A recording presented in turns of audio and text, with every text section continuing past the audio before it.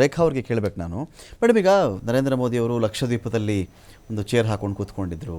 ಆ ಸಂದರ್ಭದಲ್ಲಿ ಮಾಲ್ಡೀವ್ಸ್ಗೆ ಒಂದು ಮೆಸೇಜ್ ಕೊಡಬೇಕಾಗಿತ್ತು ಮೊಯಿಝುಗೆ ಅಂತ. ಆ ಸಂದರ್ಭದಲ್ಲಿ ಎಲ್ಲರೂ ಕೂಡ ಬಾಯ್ಕಾಟ್ ಮಾಲ್ಡೀವ್ಸ್ ಅಂತೇಳಿ ಜೋರಾಗಿ ಒಂದು ದೊಡ್ಡ ಕ್ಯಾಂಪೇನ್ ನಡೀತು. ಅದಾದಮೇಲೆ ನಮ್ಮ ಸೈನ್ಯ ಕೂಡ ಅಲ್ಲಿ ಇರುವಂತಿಲ್ಲ, ಹೆಲಿಕಾಪ್ಟರ್ಗಳಿಂದೇನು ಬೇಡ ತೊಗೊಂಡು ನಡೀರಿ ಅಂತ ಮೊಯಿಝು ಹೇಳಿ ಆಯಿತು. ಅದಾದಮೇಲೆ ಕೆಲ ದಿನಗಳಾದಮೇಲೆ ಒಂಥರ ಎಸ್ಕಲೇಷನ್, ಅದು ವಾರ್ ಎಸ್ಕಲೇಷನ್ ಅಂತಲ್ಲ, ಒಂಥರ ಈ ಟೂರಿಸಮ್ ಎಸ್ಕಲೇಷನ್ ಇತ್ತು, ಒಂದಷ್ಟು ಬೇಸರ ಇತ್ತು. ಇದಾದಮೇಲೆ ಆಮೇಲೆ ಸ್ವಲ್ಪ ಪರಿಸ್ಥಿತಿ ತಿಳಿಯಾಗಿರಬಹುದು. ಆ ಸಂದರ್ಭದಲ್ಲೂ ಬಾಯ್ಕಾಟ್ ಮಾಲ್ಡೀವ್ಸ್ ಇತ್ತು. ಈಗ ಬಾಯ್ಕಾಟ್ ಟರ್ಕಿ ಇರಬಹುದು, ಬಾಯ್ಕಾಟ್ ಅಜರ್ಬೈಜಾನ್ ಕೂಡ ಇರಬಹುದು. ಈಗ ಇದು ಹೇಗೆ ವರ್ಕ್ ಆಗುತ್ತೆ? ಇದು ಇಂಟರ್ನ್ಯಾಷನಲ್ ಅಂತ ಬಂದಾಗ, ಟೂರಿಸಮ್ ಅಂತ ಬಂದಾಗ ವರ್ಕ್ ಆಗೋದು ಹೇಗಿದು ಅಂತ? ಇದು ಖಂಡಿತ ನಾವೆಲ್ಲರೂ ಸಪೋರ್ಟ್ ಮಾಡ್ತಾ ಇದ್ದೀವಿ. ಓಕೆ, ನಾವು ಟ್ರಾವೆಲ್ ಏಜೆನ್ಸ್ ಕಡೆಯಿಂದ. ಈಗ ನೀವು ಮಾಲ್ಡೀವ್ಸ್ಗೆ ಹೋಗಿ ಅಂತೀರಾ, ಹೋಗಬೇಡ ಅಂತ ಹೇಳೋ ನೀವು? ಸರ್, ಇನ್ನೂ ಅಷ್ಟು ತಿಳಿ ಆಗಿಲ್ಲ. ಓಕೆ, ಈಗಲೂ ತಿಳಿ ಆಗಿಲ್ಲ. ಮತ್ತೆ ಅವ್ರು ಬಂದಿದ್ದಾಯ್ತು, ಮೀಟ್ ಮಾಡಿದ್ದಾಯ್ತು, ಮತ್ತೆ ನೆರವು ಕೊಡ್ತಿರೋದಾಯ್ತು, ಎಲ್ಲ ನಡೀತು, ಒಂದು ಹಂತಕ್ಕೆ ನಡೀತದು ಆಯ್ತು. ಆದ್ರೂ ಇನ್ನೂ ತಿಳಿ ಆಗಿಲ್ಲ. ಇನ್ನು ಅವ್ರು ಬಂದು ಕೇಳ್ಕೊಳ್ತಾ ಇದ್ದಾರೆ, ಪ್ರಮೋಟ್ ಮಾಡಿ ನಮ್ಮ ದೇಶಕ್ಕೆ ಕಳಿಸ್ಕೊಡಿ ಜನನ ಅಂತ. ಸುಮಾರು ಒಂದು 60ರಷ್ಟು ಹೋಗ್ತಾ ಇದ್ದಾರೆ, ಇನ್ನು 40ರಷ್ಟು ಹಾಗೆ ಬ್ಯಾಲೆನ್ಸ್ ಜನ ಹೋಗ್ತಿಲ್ಲ. ಅವಾಗೆಲ್ಲ ಕೇಳಿದ್ದು ಆಯ್ತಪ್ಪ ಮಾಲ್ಡೀವ್ಸ್ ಬೇಡ ಅಂತ ಹೇಳಿದ್ರೆ ಲಕ್ಷದ್ವೀಪಕ್ಕೆ ನಾವು ಹೋಗೋಣ ಅಂತ ಬಂದಾಗ, ಲಕ್ಷದ್ವೀಪದಲ್ಲಿ ಮೂಲಭೂತ ಸೌಕರ್ಯಗಳು, ವಿಮಾನ ಲ್ಯಾಂಡಿಂಗು ನೀವು ಸಂಜೆ ಮೇಲೆ ಹೋಗೋಂಗಿಲ್ಲ ಹೇಳ್ತಾರೆ. 180 ಅಥವಾ 300 ಮ್ಯಾಕ್ಸಿಮಮ್ 300 ಜನಗಳಿಗೆ ಅಲ್ಲಿ ವಸತಿ ಸೌಲಭ್ಯ ಇರಬಹುದು. ಇದು ನಾವು ಮಾಲ್ಡೀವ್ಸ್ನ ಫೆಸಿಲಿಟಿಗಳೊಂದಿಗೆ ಕಂಪೇರ್ ಮಾಡೋಕ್ಕಾಗಲ್ಲ. ನಮ್ಮ ಕೋಪ ಬೇರೆ, ನಮ್ಮ ಬೇಸರ ಬೇರೆ, ನಮ್ಮ ದೇಶಕ್ಕೆ ಮಾಡಿದ್ರಲ್ಲ ಅನ್ನೋದು ಬೇರೆ. ಫೆಸಿಲಿಟಿ ಅನ್ನೋದನ್ನೇ ಒಂದು ಕ್ರೈಟೀರಿಯಾ ಅಂತ ಇಟ್ಕೊಂಡಾಗ ಅದು ಬೇರೆ ಬೇರೆನೇ ಬರುತ್ತಲ್ವಾ? ಲಕ್ಷದ್ವೀಪ ಪ್ರಮೋಟ್ ಮಾಡಿದ್ವಿ ನಾವು, ಚೆನ್ನಾಗಿದೆ ಲಕ್ಷದ್ವೀಪ. ಈಗ ಲಕ್ಷದ್ವೀಪ್ ಜನ ತುಂಬಾ ಕೇಳ್ತಾ ಇದ್ದಾರೆ, ಓಕೆ, ಹೋಗೋರು ಹೋಗ್ತಾ ಇದ್ದಾರೆ. ಕೊಚ್ಚಿನಿಂದ ನಿಮ್ಗೆ ಅದಕ್ಕೆ ಹೋಗೋದಕ್ಕೆ ಶಿಪ್ ಫೆಸಿಲಿಟಿನೂ ಇದೆ. ಓಕೆ, ಅದು ವಾರಕ್ಕೆ 3 ಶಿಪ್ಗಳಿದೆ.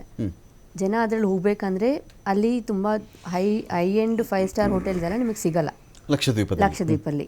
ನಿಮ್ಗೆ ಗೆಸ್ಟ್ ಹೌಸ್ಗಳಿದೆ, ಕ್ಲೀನ್ ಬೇಸಿಕ್ ನೀಡ್ಸ್ ಏನು ಬೇಕು ಎಲ್ಲ ಇದೆ.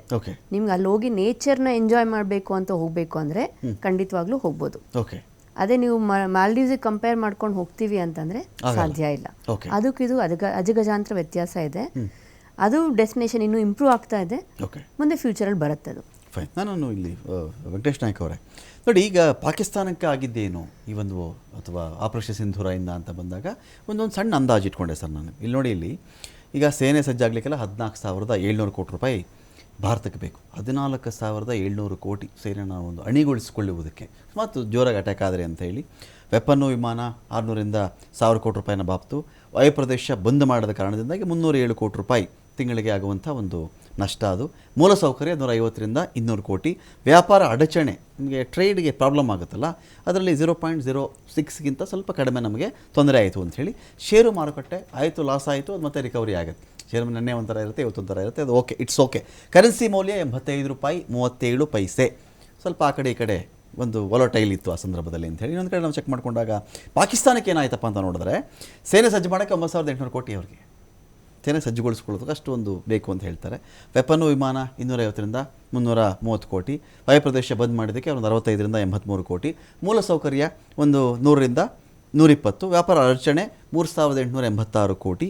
ಷೇರು ಮಾರುಕಟ್ಟೆ 2-3 ಬಿಲಿಯನ್ ಡಾಲರ್ಗಳಷ್ಟು ಅವರಿಗೆ ಹೊಡ್ತಾ ಕೊಡ್ತು. ಕರೆನ್ಸಿ ಮೌಲ್ಯ 305 ರೂಪಾಯಿಗಳಿಗೆ ಅಲ್ಲಿ ಕುಸಿದಿದೆ ಅಂತ ಹೇಳಿ. ಸೊ ಈ ಒಂದು ಲೆಕ್ಕಾಚಾರಗಳ ವಿಚಾರದಲ್ಲಿಯೂ ಕೂಡ ನಾವು ಪಾಕಿಸ್ತಾನಕ್ಕೆ ಜಾಸ್ತಿ ಲಾಸ್ ಮಾಡಿದ್ವಾ ಅಂತ? Yes, definitely. ಯಾಕಂತಂದರೆ ಪಾಕಿಸ್ತಾನ, ನಮ್ಮ ಡ್ರೋನ್ ಸೇರ್ಸಿ ಹೇಳ್ತಾ ಇದ್ದೀನಿ, ಇದರಲ್ಲಿ S-400 ಸೇರಿಸಿ ಹೇಳ್ತಾ ಇದ್ದೀನಿ, ಕಾಮಿಕಾಜೆ ಸೇರಿಸಿ ನಾನು ಮಾತಾಡ್ತಾ ಇದ್ದೀನಿ, ಬೇರೆ ಬೇರೆ ನಮ್ಮ ವೆಪನ್ಗಳು, ಆಕಾಶ್ ಇರಲಿ ಇನ್ನೊಂದಿರಲಿ, ಇವೆಲ್ಲವುಗಳ ನಮ್ಮ ಒಂದು ಕಾಸ್ಟ್ ಜೊತೆಗೆ ಅವ್ರು ಕಂಪೇರ್ ಮಾಡಿಕೊಂಡಾಗ ಅವ್ರಿಗೆ ಜಾಸ್ತಿ ಆಪರೇಷನ್ ಸಿಂಧೂರದಿಂದ ಲಾಸ್ ಆಯ್ತಾ? Yes, definitely. ಯಾಕಂತಂದ್ರೆ ಅವ್ರದ್ದು ಫಸ್ಟ್ಲಿ ಮಿಲಿಟರಿ ಪ್ಯಾರಿಟಿ ಕಂಪೇರ್ ಮಾಡೋಕೆ ಹೋದ್ರೆ ಓಕೆ, ಇಂಡಿಯಾ ಜೊತೆ ಕಂಪ್ಯಾರಿಸನ್ ಇಲ್ಲ. ಅವ್ರದ್ದು ಏನಪ್ಪ ಅಂದ್ರೆ ನಮ್ಮ ಆರ್ಮಮೆಂಟ್ಸ್ ಸುಪೀರಿಯರ್ನೇ ಇದೆ, ಸ್ಟ್ರೆಂತ್ದಲ್ಲಿ ಜಾಸ್ತಿನೇ ಇದೆ. ಓಕೆ, ಯಾಕಂದ್ರೆ ನಮ್ಮದೆಲ್ಲ ಈಗೆಲ್ಲ ಅವ್ರ ಥರ ಸ್ವಲ್ಪ ಕೆಲವು ವಿಚಾರಗಳು ಜಾಸ್ತಿ ಇದ್ರು ಕೂಡ ಕಳಪೆ ಎಷ್ಟು ಜಾಸ್ತಿ ಇದ್ರೇನು ಅಂತ ಆ ಕಳಪೆನ ಇರ್ಬೋದು. And second thing is man behind the machine matters. Correct. Equipment ಚೆನ್ನಾಗಿರ್ಬೋದು, ಅಲ್ಲಿ ಇರ್ತಕ್ಕಂಥ ಆಪರೇಟ್ ಮಾಡೋರು ಏನಪ್ಪ ಅಂದ್ರೆ ಸರಿಗಿರ್ಲಿಲ್ಲ. ಆಸ್ಪತ್ರೆ ದೊಡ್ಡದೇ, ಡಾಕ್ಟರ್ ಸರಿ ಇಲ್ಲ ಮಾಡೋದು ಅಂತ.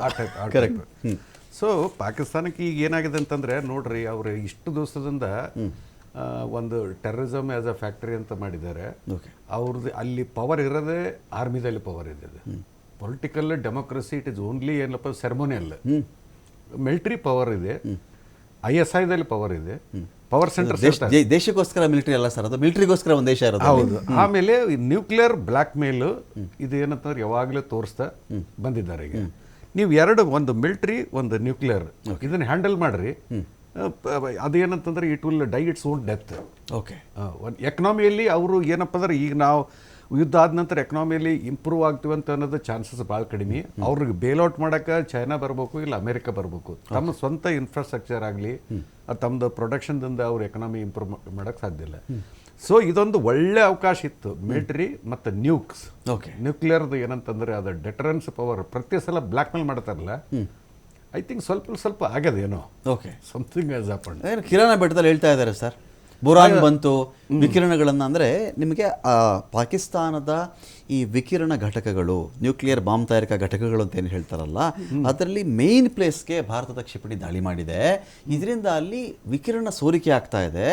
ಆದ ಕಾರಣದಿಂದ ಬೊರಾನ್ ಬಂದು ವಿಕಿರಣವನ್ನು ಇನ್ನೊಂದಷ್ಟು ಮಷಿನ್ಗಳೆಲ್ಲ ಬಂದು ವಿಕಿರಣವನ್ನು ಹೀರ್ತಕ್ಕಂಥ ಕೆಲಸ ಅಲ್ಲಿ ಮಾಡ್ತಾ ಇವೆ ಅಂತ ಒಂದು ಮಾಹಿತಿ. ಅದನ್ನು ಪಾಕಿಸ್ತಾನ ಅಧಿಕೃತವಾಗಿ ಹೇಳಬೇಕು, ಅದು ಹೇಳ್ಕೊಳ್ಳೋ ಸ್ಥಿತಿಲಿ ಅವ್ರು ಇರಲ್ಲ ಅಂತ ಹೇಳಿ. ಇದು ದೊಡ್ಡ ಡ್ಯಾಮೇಜ್ ಆಗುತ್ತಾ ಅಂತ ಹೇಳಿ.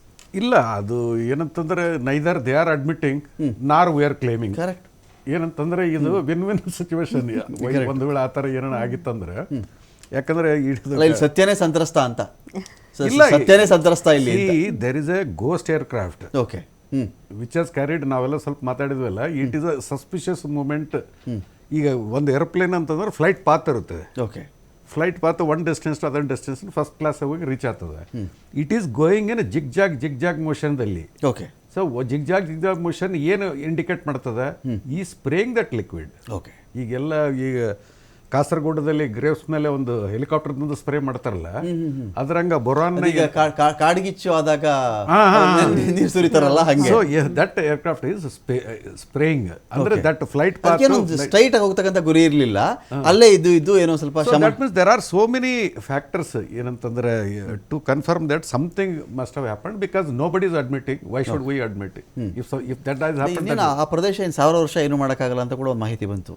ಅನದರ್ 1000 years ಅಲ್ಲಿ ಇನ್ನೇನು ಮಾಡ್ಲಿಕ್ಕೆ ಬರಲ್ಲ, ಆ ಮಟ್ಟಿಗೆ ಡ್ಯಾಮೇಜ್ ಮಾಡಿದ್ದೀವಿ ಅಂಥೇಳಿ ಅಸ್ಪಷ್ಟ ಮೂಲಗಳು. ನಾನು ಅದನ್ನು ದೃಢಪಡಿಸಿ ಖಾತ್ರೀಕರಿಸಿ ಹೇಳಕ್ಕೆ ಬರಲ್ಲ ನಾನು ಅಂತ. ಹೀಗೆ ಆಗಿದೆ ನಾವು ಹೇಳೋಕ್ಕಾಗದೇ ಇರ್ಬೋದು. ಒಂದಷ್ಟು ಆ ಥರದ ಒಂದಷ್ಟು ಗುಮಾನಿ ಅಂತೂ ದೊಡ್ಡ ಮಟ್ಟದಲ್ಲಿ ಇದೆ ಸರ್. ಯಾಕಂದರೆ ಪರ್ಟಿಕ್ಯುಲರ್ಲಿ ಕಿರಾನ ಹಿಲ್ಸ್ ಅಂತ ನಾನು ಹೇಳ್ತಾ ಇದ್ದೀನಿ. ಅಲ್ಲಿ ಕಿರಾನ ಹಿಲ್ಸಲ್ಲೇ ಇದು ನಡೆದಿರೋದು ಅಂತ ಹೇಳಿ. ಇಲ್ಲ, ರಿಚರ್ಡ್ ಸ್ಕೇಲ್ನಲ್ಲಿ 4+6 ಆರ್ 4+1 ಮ್ಯಾಗ್ನಿಟ್ಯೂಡ್ ಇದಾಗಿದೆ ಅಂದ್ರೆ ಭೂಕಂಪ. There is no shift in tectonic plates. Okay. ಈ ತರ ಭೂಕಂಪ ಆಗ್ಬೇಕಂದ್ರೆ it is only by nuclear blast. Okay. Either by it is accidental ಅವ್ರ ಕಡೆಯಿಂದನೇ ಆಗಿರ್ಬೇಕು, ಇಲ್ಲ ಯಾರು ಬೇರೆದವರು ಮಾಡಿರ್ಬೇಕು. Okay. So it could be because that kind of ಏನಪ್ಪ ಅಂದ್ರೆ ಅರ್ಥಕ್ವೇಕ್ ಆಗ್ಬೇಕಂತ ಒಟ್ಟೆ ಒಂದು ವಿಕಿರಣ ದುರಂತ ಅಂತ ಬರೆದ್ಬಿಡೋಣ ಸರ್ ಅದನ್ನ. ಅಲ್ಟಿಮೇಟ್ಲಿ ನಾವು ಮಾಡಿದೀವೋ ಯಾರು ಮಾಡಿದ್ರೋ ಗೊತ್ತಿಲ್ಲ, ವಿಕಿರಣ ದುರಂತ ನಡೆದು ಹೋಗಿದೆ ಪಾಕಿಸ್ತಾನದಲ್ಲಿ ಅಂತ ನಾವು ಕನ್ಸಿಡರ್ ಮಾಡೋಣ ಅಂತ. ಕರ್ಮ ಪೇಸ್ ಏನಪ್ಪ ಅಂತಂದ್ರೆ, ಯಾವ ಇದಕ್ಕೆ ನೀವು ಏನಪ್ಪ ಅಂದ್ರೆ I have got nuclear weapon, I have every one was roaming around with nuclear weapon in his packet. ಅಂತ ಲಡಾई लड़ेगा मेरे पास न्यूक्लियर है, तुम लड़ाई लड़ेगा मेरे पास न्यूक्लियर है, मैं दिखाता हूँ. ಸೊ ಕರ್ಮ ಪೇಸ್. ಈ ಕರ್ಮ ಯಾವತ್ತೂ ಅಡ್ರೆಸ್ ಪಿನ್ ಕೋಡ್ ತಪ್ಪಿಸ್ಕೊಳ್ಳೋದು ಒಂದೇ ಸರ್. ಅದು ಕರ್ಮಗೆ ಬೇರೆ ಯಾವ ಲೆಟರ್ ಬೇಕಾದ್ರೂ ಅಡ್ರೆಸ್ ತಪ್ಪೋದಂತೆ. ಕರ್ಮ ಇದೆಯಲ್ಲ, ಅದರ ಅಡ್ರೆಸ್ಸು ಪಿನ್ ಕೋಡ್ ಯಾವತ್ತೂ ತಪ್ಪಿಲ್ವಂಥದ್ದು. ಕರೆಕ್ಟಾಗಿ ಯಾರಿಗೆ ತರಬೇಕೋ ಅವ್ರಿಗೆ ಹೋಗಿ ಅವ್ರಿಗೆ ರಿಟರ್ನ್ ಹೊಡೆಯುತ್ತೆ ಅಂತ ಹೇಳಿ. ಮೇಡಮ್, ಈಗ ನಾವು ಟೂರಿಸಮ್ಮಿಂದಾನೇ ನಾನು ಅಜರ್ಬೈಜಾನ್ಗೋ ಟರ್ಕಿಗೋ ನಾನು ಲಾಸ್ ಮಾಡ್ತೀನಿ ಅಂತ ಹೊರಟ್ರೆ ಗೊತ್ತಿಲ್ಲ ನನಗೆ ಇದೆಷ್ಟು ದಿನಗಳ ಕಾಲ ಇದಿರಬಹುದು ಈ ದಿಗ್ಬಂಧನ ಅಥವಾ ಈ ಸೆಂಟಿಮೆಂಟ್ಸು. ಕೆಲವು ದಿನಗಳ ಮಟ್ಟಿಗೆ ಇರುತ್ತೆ ಮೇಡಮ್. ಈ ದಿಗ್ಬಂಧನಗಳನ್ನ ನೋಡಿದ್ದೀವಿ ನಾವು, ಪರಮಾಣು ಪರೀಕ್ಷೆ ಮಾಡಿದಾಗೂ ನೋಡಿದ್ದೀವಿ, ಬೇರೆ ಬೇರೆ ದೇಶಗಳು ವಾರ ಆದಾಗೂ ನೋಡಿದ್ದೀವಿ. ದಿಗ್ಬಂಧನ ಹೇಳ್ತಾರೆ. ಈ ಎಲ್ಲ ಬಿಸಿ ಚರ್ಚೆಗಳು ಕಡಿಮೆ ಆಗೋವರೆಗೂ ಮಾತ್ರ ಇರುತ್ತೆ.